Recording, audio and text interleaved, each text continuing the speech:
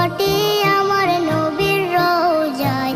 তোমরা যদি যাও গো মদিনায়, তোমরা যদি যাও গো মদিনায়। ইয়া রাসূলুল্লাহ ইয়া হাবিবাল্লাহ, ইয়া রাসূলুল্লাহ ইয়া হাবিবাল্লাহ। মদিনা শরীফের মাঝে বেহেশতের বাগান আছে, সেই বাগানে শুয়ে আছেন, সেই বাগানে শুয়ে আছেন